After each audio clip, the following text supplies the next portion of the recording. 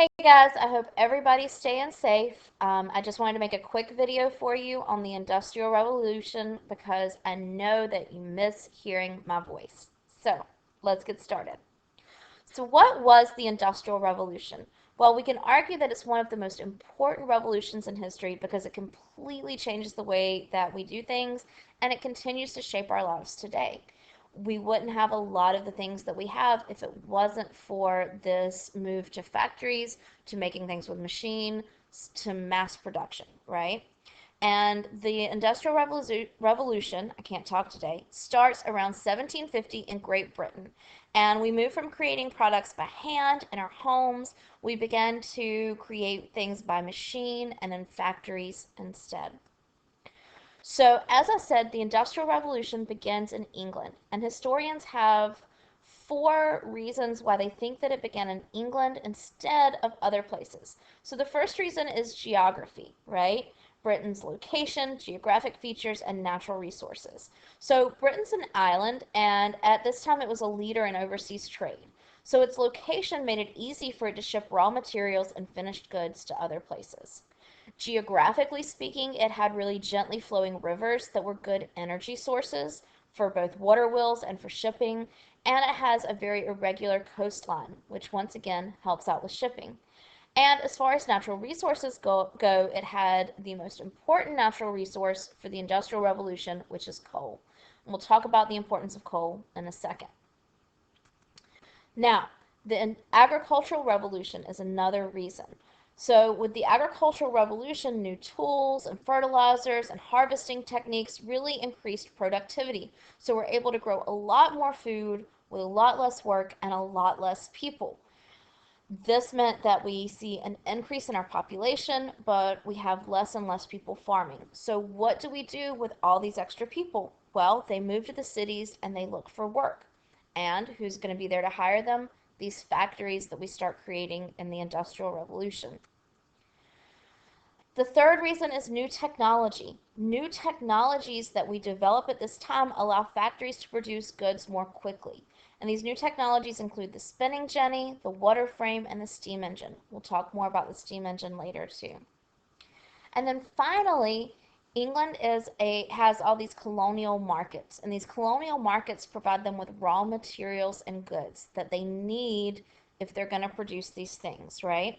Britain had colonies throughout the world, so they can get raw materials from the colonies really cheaply, and then they can bring them to their British factories, turn them into finished goods, and then ship them back to the colonies to be sold at a very high price. So, now we're going to look at how did innovations during the Industrial Revolution change life in Great Britain in the 19th century. So before the Industrial Revolution, right, our main sources of energy are people, animals, wood, and water. If we built a factory, it had to be near running water to run a water wheel. We did have some steam engines, but they were powered by burning wood, and it takes a long time to grow new trees, and they're very, very heavy if we're going to cut them down and bring them in for somewhere else. With the Industrial Revolution, we go from using those sources of energy to using coal. And coal is really commonly found. We can get it from the earth by mining, right, or digging pits. And because coal is set on fire and it burns at a really high temperature for a really long time, it's a really powerful source of fuel. So even today, approximately 40% of our electricity depends on coal. So that steam engine that I was talking about, right? James Watt makes improvements to it. And what happens is that this allows us to use coal for energy in areas that are really far away from coal fields. So in manufacturing, they started using the steam engine to run machines, and then those machines could be powered at really great speeds for really long periods of time. So now work could be performed large scale, year round, really efficiently. Then we take the steam engine and we apply it to transportation. We start to use it in trains and steamboats. So now we can go really far, really fast. It changes how we make goods, right? We went from the domestic or the putting out system, where a worker in a rural area worked in their home to produce a good, and then you returned the finished product to the merchant. You were just paid for what you made. And instead, we moved towards workers working in a factory. and everyone came together to produce goods as mass production. Cost was kept really low. You hired unskilled workers that you paid really low wages. And if you look at my presentation as one of your option, you can kind of look here and you can see that I have graphics that go through the domestic system and that go through the factory system more in detail. If you choose to do the John Green video or the reading, you can still come back and look at these. Now, as people are moving to the cities, this is called urbanization, right? And as these factories are growing, this is called industrialization.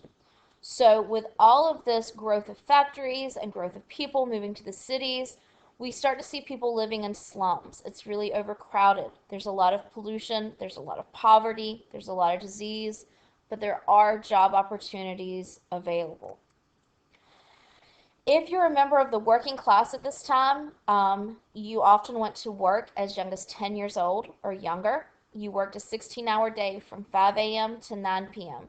You only got to stop one time a day for a 40-minute lunch break around 12 p.m. If you fell asleep, you got a beating. You didn't get to go to school. Now, this keeps you in a cycle of poverty, right? Because if you don't get to go to school, you don't get an education. If you don't get an education, you can't go further up in work and you can't better yourself. There were no safety precautions or laws or requirements for your job to make things safe for you or to protect you. So workers were often hurt or killed. If you lost a finger or a hand or whatever at your job, there was no unemployment insurance or workers' compensation or anything like that. You just lost your job. People lived in slums, like I've already mentioned. Here's a picture of a slum. That's going to be one of your activities that you can look further into. And the streets were really dirty. There was no sanitation, so human and animal waste and trash and things like that piled up, which once again led to disease. Now, things were different if you were middle class. Middle class saw a growth of manager type jobs and things like that. So their wealth increases. Machines save them time and provide convenience for them. They now have predictable work hours and days off. So they have time for something that only the rich had enjoyed. They have time off. They can now go to the theater and play tennis and things like that. The overall effects of the Industrial Revolution are that cities grow, we see increases in pollution and disease, and we see increased opportunities for the middle class. We also see reform movements. People want to make change. They're not happy with the bad parts of the Industrial Revolution. So they work to limit working hours. They work to end or limit child labor. They work to give women suffrage, which is the right to vote. And we also see new ideas about economics. People start to question capitalism and this idea that a few can get really, really wealthy while everyone else basically remains really, really poor, right? So the flip side to capitalism is communism and socialism. And with this, people started to have conversations that we're still having today. Conversations about what is the role of our government in the economy, right? Should the government pass laws about safe working conditions? Should the government pass minimum wage laws? Should the government put a limit on how much a business can earn? Should the government provide access to everyone to have medical care or basic housing or schooling? Things like that. And it's these kind of things that are why the Industrial Revolution are so important to us, because we're still seeing the effects of it. We're still talking about it. It still impacts us today.